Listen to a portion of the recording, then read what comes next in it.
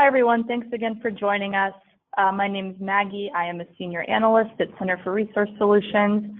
I manage our Greenie Climate program, and I also work on our Greenie Energy program. This webinar is just going to be a really general introduction to carbon offsets, as well as our Greenie Climate certification program. But before I start, just a few general housekeeping items. This webinar will be recorded and posted on the CRS website if you're ever trying to find it in the future.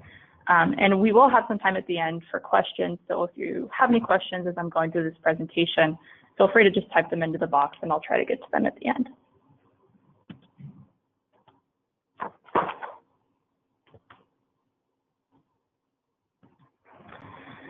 So before I get into voluntary carbon offsetting, I'll give you a little bit of background on the Center for Resource Solutions, which is where I work. We're a nonprofit based out of San Francisco. We've been around for about 20 years. And we're most well known for our Greenie certification programs, not just Greenie Climate, but Greenie Energy, which is our biggest and most well-known program for voluntary renewable energy, and Greenie Marketplace, which is a recognition program for purchasers of renewable energy and carbon offsets.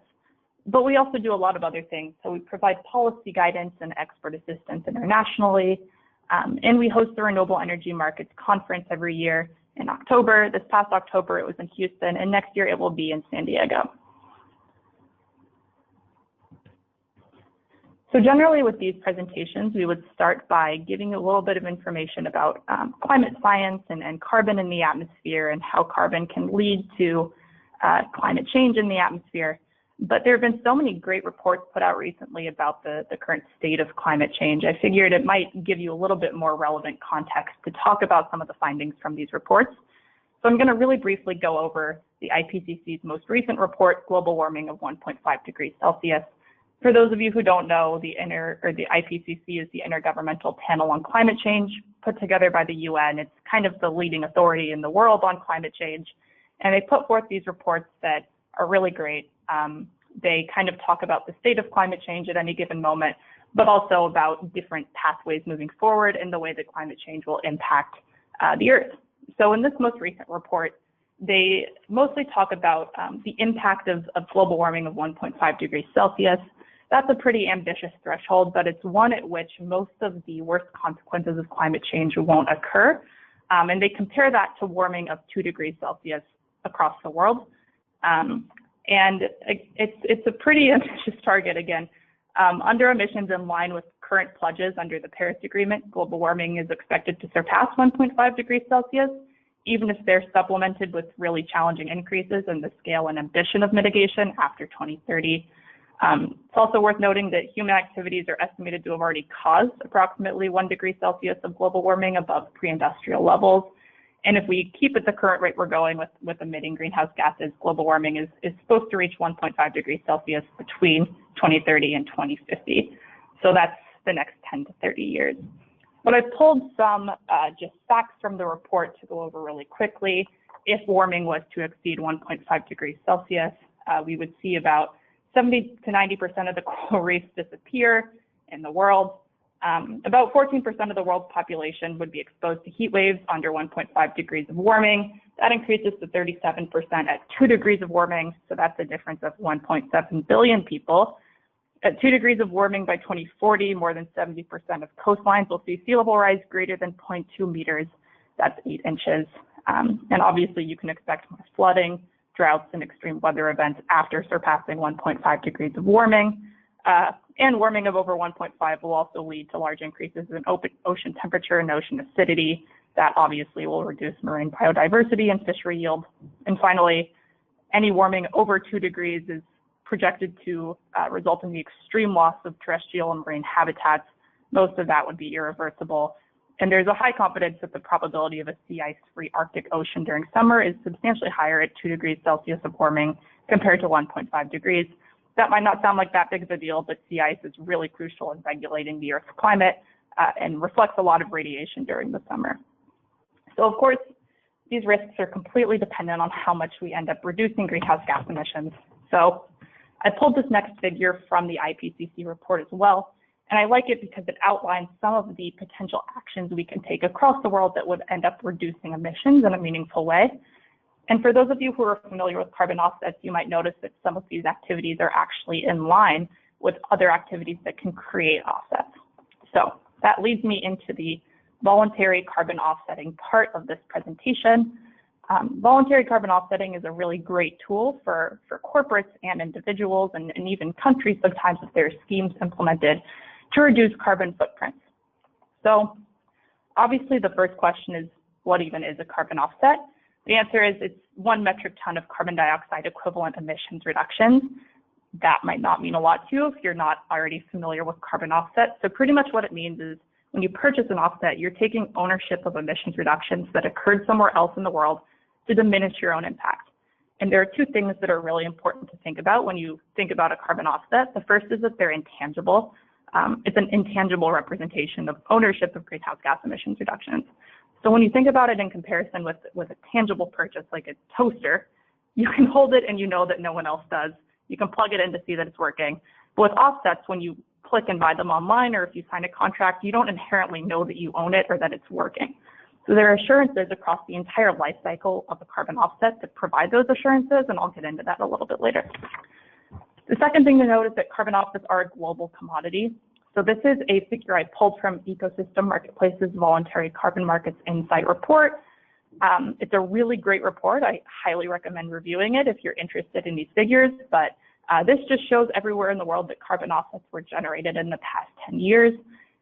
If there was a corresponding figure for purchases, you would also see that it's global. So a carbon offset can be generated in China, sold into the US or vice versa. There's no restrictions globally on where they can be generated and sold. So I generally think that the easiest way to conceptualize carbon offsets is to think about the life of the carbon offset from the point at which the greenhouse gas emissions reductions occur to when they're purchased and owned by an end-use purchaser. So we'll start with the carbon offset project, and here are some guided questions. What does an offset project look like, and how are offsets created?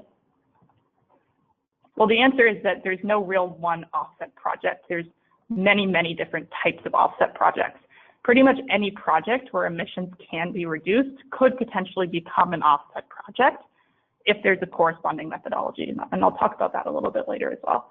But a lot of these are pretty self-explanatory. So when you think about a renewable energy offset project, obviously when renewable energy is generated, that's fossil-free compared to energy generated from a source like coal or oil. That's an emissions reduction because it's not generated from a source that is creating emissions. Forestry is another one that's pretty straightforward. And there's a lot of different project activities that fall within each project type that could create emissions reductions. But with forestry, you can think about planting trees.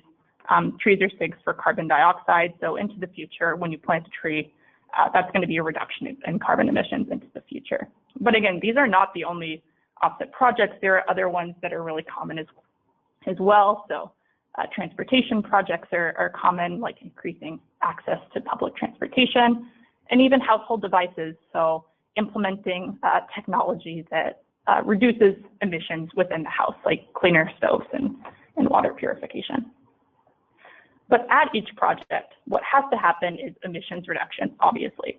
And the way that the emissions reductions are quantified is by projecting a baseline scenario in which the technology used to reduce emissions doesn't exist. It was never implemented. In that baseline scenario, it's business as usual. So it's how many emissions would have occurred without the offset project activity. Then once you implement the offset project activity, emissions reductions obviously occur, and that difference is quantified into offsets. So again, 1 ton of carbon dioxide equivalent emissions reductions is 1 carbon offset. But that obviously begs the question, how do you quantify emissions reductions in a credible way? It obviously involves projecting emissions from a baseline scenario, then over time quantifying the emissions reductions against that baseline scenario to create offsets. But how can you make sure that's done transparently and consistently across so many different projects and project types? Well, the answer is these high-quality project-level standards.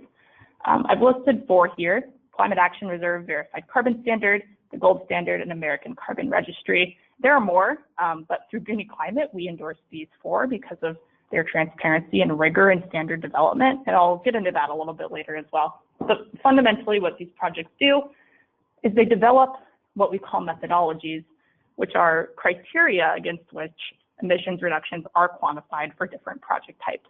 So if you're a project developer and you want to start creating offsets from a project at which you're reducing emissions, First, what you would want to do is find a methodology put out by one of these high-quality project-level standards that quantifies the emissions reductions.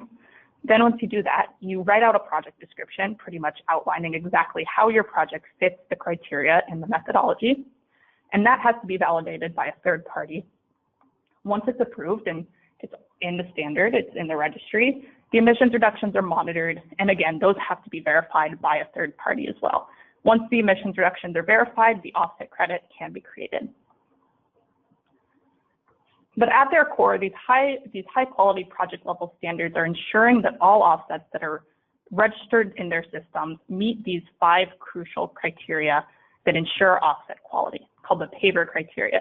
They're really important to credible offsets and the integrity of the voluntary market, so I'll walk you through what they mean exactly. The first one is permanent, which just means that the emissions reductions must last in perpetuity. They can't be reversed. The second is additional, which means that the offsets must be beyond business as usual. That is really important in the offset industry, and I'll come back to that because it's a little complicated in a second. The third criteria is that the emissions reductions need to be verified and project performance should be monitored.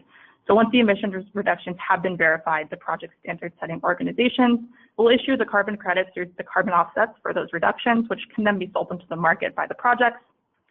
The fourth criteria is enforceable. So the issuance and transfer of the credits must be enforceable. That means that the emissions reductions must be backed by contracts or other legal instruments that define their creation and ensure exclusive ownership. And finally, the last criteria is real. That just means that the emissions reductions can't be artifacts of incomplete or technically flawed accounting. From a global perspective, there's a real reduction in emissions in the amount specified. But going back to this question of additionality, beyond business as usual, what does it really mean for the offset market? So like I mentioned, additionality is the quality of being beyond business as usual or additional to what would have happened in a status quo or baseline scenario, and it ensures you can make an offsetting claim. So I like to think about it in a situation where emissions actually decrease in a baseline scenario. So I showed you the graph earlier where emissions stayed the same in a baseline scenario, and with the offset project activity, they decreased. But in some cases, the baseline scenario might actually result in emissions reductions decreasing. So in that case, can you create an offset from these emissions reductions? And if you can, who can claim to have caused them? Well, as you might have guessed, you can't create offsets from a baseline scenario where emissions reductions decrease. And that's because with an offset you're claiming to have reduced, which implies a change or an action, this can only be said to be your change if you made it or if it was made for you. So causation is really important with offsets. If the change was made or the reduction occurred for some other reason, then it's not yours and you can't claim it. If a reducing activity or project is additional, it means it wasn't already occurring. So somebody had to make it happen, and that somebody was you, the buyer, or a collection of buyers. So in order for the offset to represent a real reduction equivalent to a reduction that you undertook yourself, it has to be that the reduction occurred as a result of what you did do, which is pay money. So you paid money for the reduction. You're buying an action. So additionality is a crucial component to any legitimate offset standard. It needs to be proven through a series of credible tests that absolutely cannot be assumed. And so these offset project standards have to incorporate a series of really rigorous additionality tests for the developer to prove before they can actually be accepted into the standard and registry. So you can really think about it as the difference between paying for emissions reductions that occurred as a result of your specific purchase versus subsidizing emissions reductions that would have otherwise occurred. So whoever owned the project would have had to reduce their emissions otherwise. They still own those emissions reductions. You just paid for them to do it. So let's say the project was accepted into the registry that is administered by the standard. It's high quality, it meets the paver criteria, the emissions reductions occurred, they were monitored and verified, the credit was issued. What happens then? Well, that's when the offset enters the retail space. But who provides oversight in the retail market, and how are offsets sold and who sells them? That's where Green Climate comes in. So these high quality project level standards are providing great oversight at the project level and are certifying that the offsets are high quality, but they kind of lose visibility into the transaction once it enters the retail market because the seller then takes ownership of the offset. So Green Climate is specifically a certification program for offset sellers. And you can think of Greenie Climate certification in terms of the consumer protection it provides in the retail offset space. And there are three core assurances that come along with Greenie Climate certification. The first is that when you purchase a certified offset, it will be a high quality offset. The second is that you will receive full and complete ownership of all emissions reductions that you purchase. And the third is that you will receive accurate and transparent disclosure around your specific purchase. So let's break this down a little bit. The first one is this issue of high quality offsets. So as I mentioned earlier, Greenie Climate doesn't actually do project level certification. We only certify in the retail space. So we rely on high quality standards at the project level to make sure that offsets are robust and rigorous and credible. So these are the four standards that we've endorsed based off of their transparency and standard development and the rigor of their standards. So we have specific criteria we evaluate these project level standards against, and these four entities passed those criteria. So when you purchase a Greenie Climate certified offset, you will be purchasing an offset that was preliminarily certified through one of these organizations. The second component of climate certification is this assurance around ownership, and we do that through our annual verification audit of sales and supply. So pretty much when a Greenie Climate certified seller makes a sale, they are obligated to report that to us in the form of an audit, where we verify that what they sold you is exactly what they procured on your behalf. So pretty much we're making sure that first, when you purchase a certified offset, you are the exclusive owner of that offset. It hasn't been sold to any other party, and it's been retired in the registry in which it's tracked. And we also make sure that if you purchase something like a forestry offset, it's not getting replaced with an offset that might have less value. So you are getting exactly what you think you purchased. So we're going behind the scenes and as a third party verifying those transactions. And the final component of Greenie Climate certification is an assurance around disclosure, which we ensure through our annual marketing compliance review. So when you purchase a Greenie Climate certified offset, all certified sellers are obligated to provide their customer at the point of sale with a document outlining exactly what the customer purchased. So in terms of the type of offset, of course, but also where the offset was generated, the project location, when it was generated or the vintage, the standard under which the offset project is registered, and when the project started, as well as some additional disclosures explaining exactly what the offset purchase means. We also review all marketing and customer-facing materials against our code of conduct, which contains really rigorous and transparency-based guidance around what you can what you can tell your customers in terms of the offsets they're purchasing. And finally, we review all price terms and conditions documents like sales agreements or purchase orders to make sure that those documents contain full and complete information about contract terms, so pricing, contract length, additional fees, cancellation fees, billing, to make sure that as a consumer, when you buy a certified offset, you know exactly what you're getting. You're not getting locked into a contract where the terms are confusing and weren't presented to you at the point of sale. So when you take all of those assurances and you rearrange them, you get Greenie Climate approved. And I realize that's not actually how you spell approved. There are a few other things to note about Greenie Climate certification. The first is that we're actually called out in LEED. So if you want to purchase carbon offsets to get LEED points for your building, they have to be Greenie Climate certified.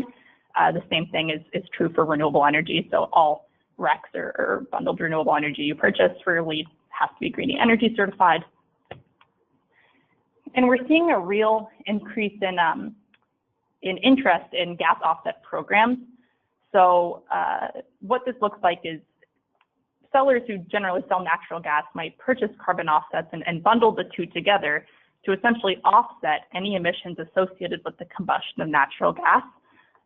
This is fairly straightforward in terms of how you actually bundle the offsets in natural gas. But what we do is we verify that if you purchase one of these carbon neutral natural gas products, that the emissions actually were offset and the proper quantity of offsets were purchased to match the natural gas emissions. And this is something that's becoming really popular among residential customers, and generally Greenie Climate certification is seen as a net positive in these situations, since something like a carbon neutral natural gas product is inherently somewhat confusing.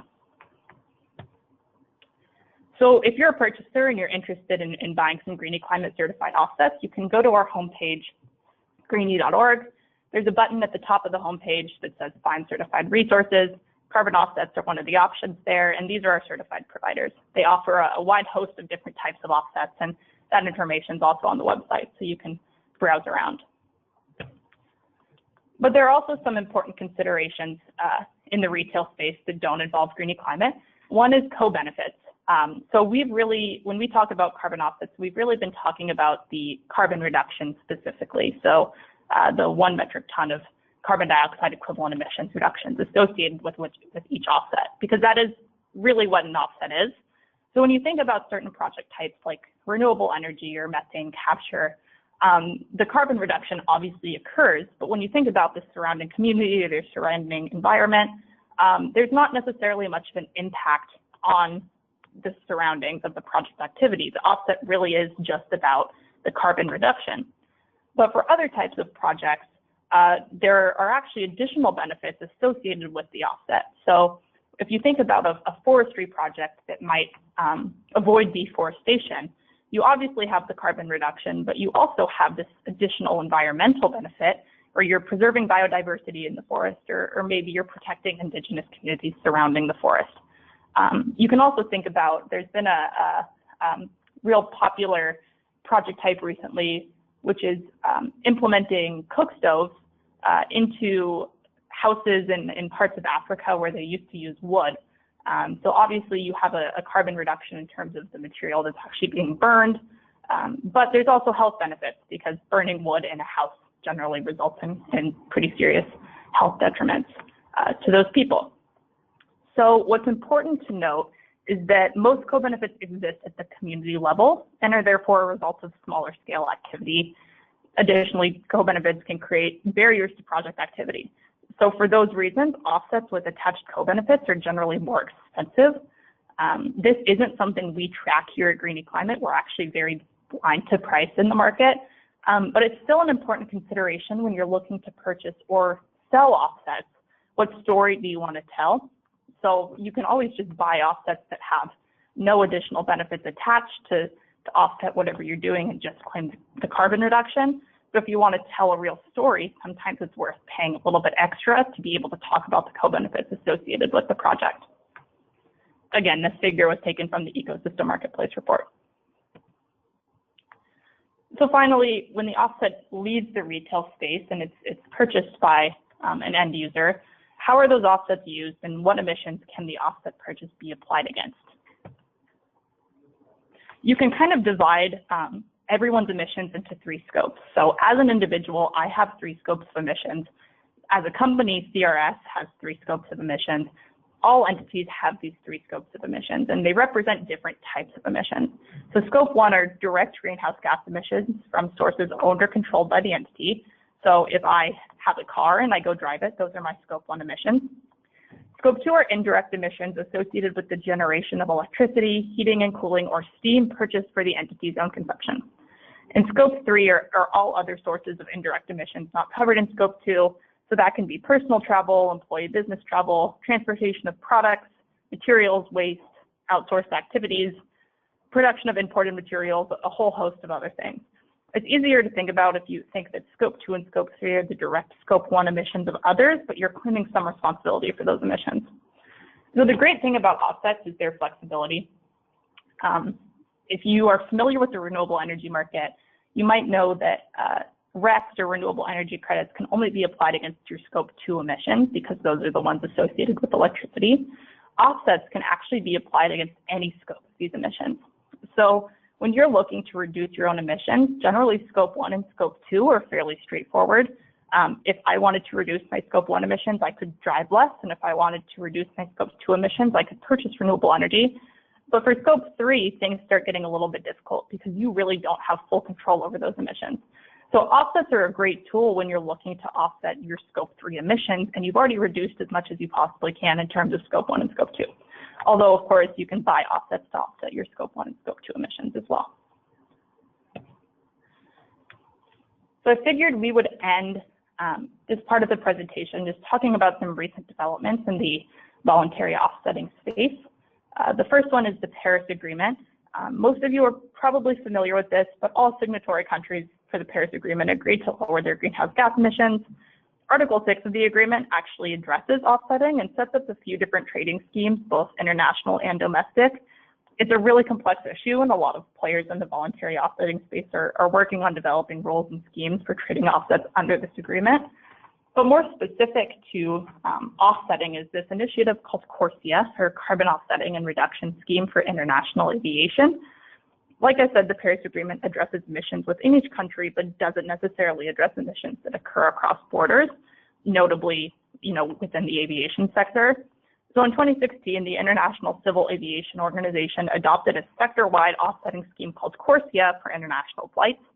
CORSIA is still in development, but there are a few key things to think about here. The first is that the first phase begins in 2021, and countries can participate on a voluntary basis. But beginning in 2027, participation will become mandatory for all countries, with a few exceptions. The other thing to note is that this initiative obviously has the potential to generate a huge amount of demand in this market, and so it's something that key players in the market are really keeping their eye on. And the conversation now around this initiative is centered on the eligibility of offsets that might be accepted. So I talked about different project standards and different project types, but another important criteria is the vintage of the offset, or when it is actually generated. So when will the offset have to be generated in order to qualify to be used to offset aviation-based emissions is a question. Obviously, additionality is a key component here, so it's likely offsets will need to be verified by high-quality standards in order to be used within this initiative. That's pretty much what I have here for you. If you have any questions, feel free to type them in. But it looks like, let's see what some of these are. We have one here.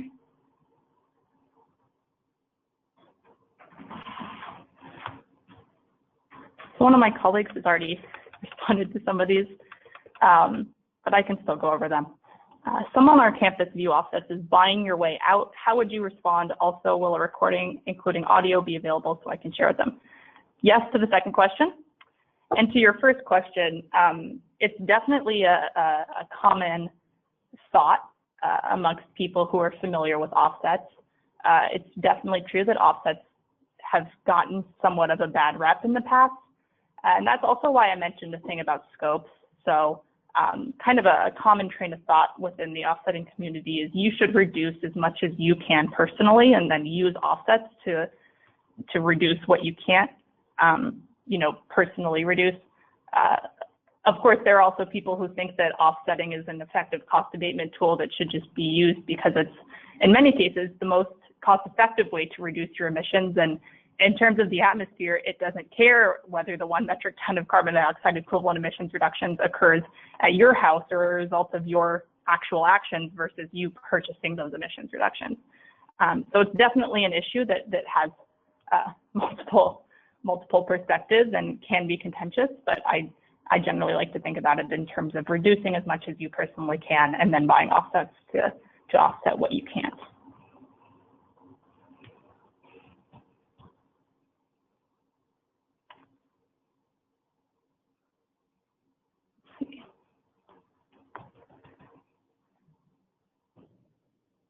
What is the difference between buying VCS offset or Greenie offset?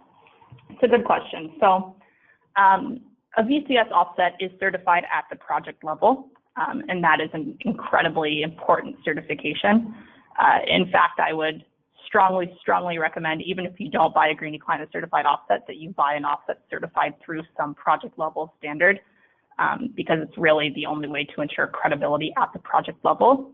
Greenie Climate just plays an entirely different role in the market than VCS or any of our other endorsed programs. So we rely on them to do the project level certification. But at the end of the day, Greenie Climate isn't providing project level assurances past what they're providing. We're providing retail assurances. So when you're a retail consumer, it's about having confidence in your purchase, knowing that you're the only person who owns the emissions reduction, so you're getting the full value of your purchase.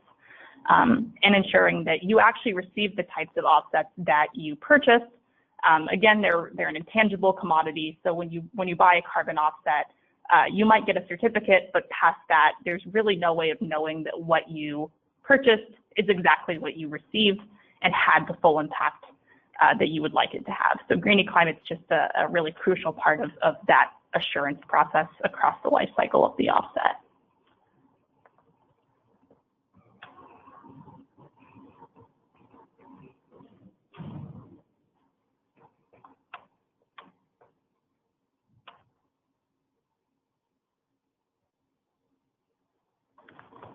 Okay, how can you explain the difference between RECs and carbon offsets? That's another good question. So RECs are exclusively associated with the generation of renewable electricity. So a REC represents all of the environmental benefits associated with 1 megawatt hour of renewable electricity generation. And carbon offsets represent a different host of benefits. So with a REC, you obviously have the carbon reduction benefit embodied in that certificate, but there are also other benefits embodied in the certificate. With a carbon offset, it really is the reduction in carbon dioxide equivalent emissions. So that's why it can be applied to any scope of emissions. It's really flexible because it's not associated with any specific generation benefit like a REC is. It's just the carbon reduction, as well as any co-benefits, but that doesn't necessarily impact the scopes of emissions you can apply the offset to. It's also probably worth noting that, like I said, some renewable energy projects can create offsets. Of course, that becomes a kind of a question of additionality, especially in places like the U.S., where probably implementing a renewable energy project at this point might not actually be additional. But if you're going to use offsets generated from renewable energy, there has to be a confirmation that the RECs that would have also been associated with the renewable energy generation have to have been retired. So there's no double counting going on there. If you purchase an offset that's renewable energy based, the REC that there's some overlap in the environmental attributes that the two certificates represent, the REC is not being traded, the REC has been retired, and all of the environmental attributes are embodied in the offset.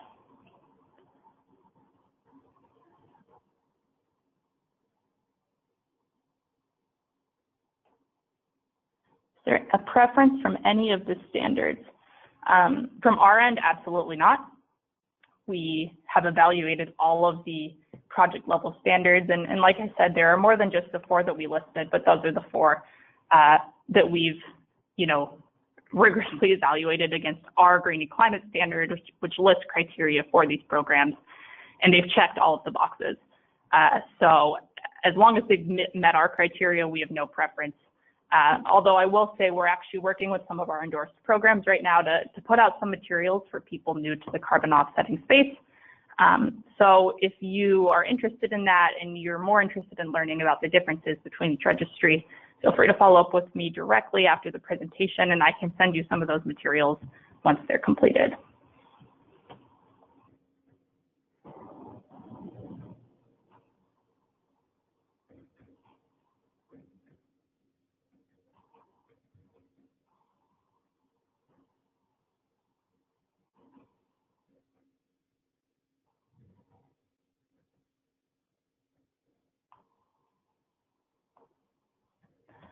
Okay, a lot of these questions are fairly specific, so I might try to respond to some of you directly instead of talk about them on this webinar. And I know Michael has already responded to a few as well. That's my colleague who's sitting here. So I think with that, the presentation part of the webinar is probably complete, and I'll follow up with the rest of you who have asked specific questions afterwards. But thank you for tuning in and joining us. I know this webinar went a little short, which hopefully is good news for most of you. And feel free to follow up directly if you have any other questions. Like I said, we're working with our endorsed programs right now to put together some introductory materials for people new to the space, whether you're a retailer or a developer. So if you're interested in that, reach out directly and I will forward on whatever we end up creating. as soon as we create it. Thanks for joining again, and I hope you have a great rest of your day.